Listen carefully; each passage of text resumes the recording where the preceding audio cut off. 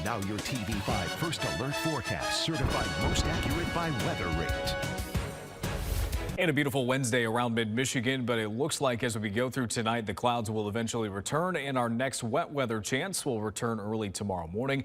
A look at Mount Pleasant before we get there. A decent night on the campus of CMU. A lot of our snowpack that we had is history at this point, and if there's some that remains, it's not much, and that will likely fade away as we go through tomorrow as well, as temperatures that will be near the freezing mark or a little bit below tomorrow morning eventually turn into areas of 40s and possibly even 50s tomorrow afternoon, and even our counties to the north will have a chance at some mid-30s. Now, the areas that fall below the freezing mark early tomorrow morning will have a chance for a brief period of freezing rain before things warm up tomorrow, so there is a chance that we could see some icy roads, especially in areas around US 10 and north of there. We do have some winter weather advisories for Isabella and Clare County, at least for the moment.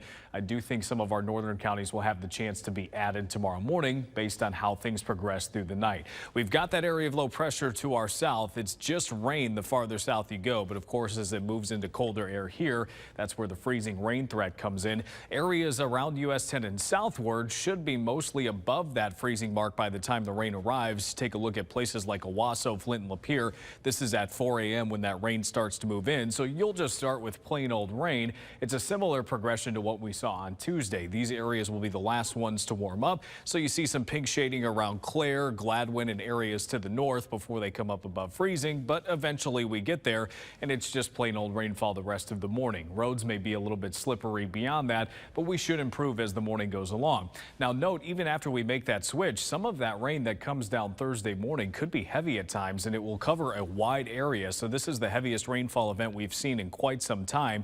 Thankfully, we do get a bit of a break as we head towards midday. We won't be done with the showers at that point, though. We do expect another round to come in during the late afternoon and early evening hours. That one should be much lighter and potentially more scattered, but it just shows that rain chances will pretty much be there all day. Some of our northern counties may get clipped with a little bit of snow before that comes to an end, too.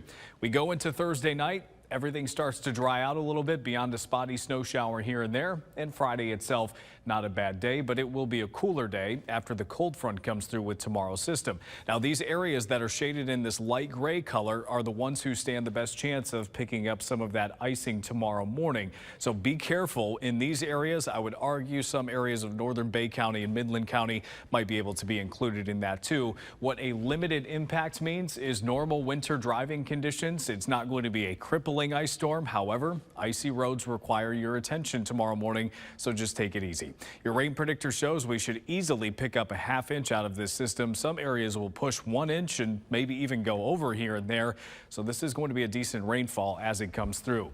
7-day forecast shows temperatures cool down briefly through Saturday, but it's right back up into the 40s next week. We keep the 40s from Monday through Wednesday. Stay with WNEM TV5 on air, on the go, and online for more news and weather updates.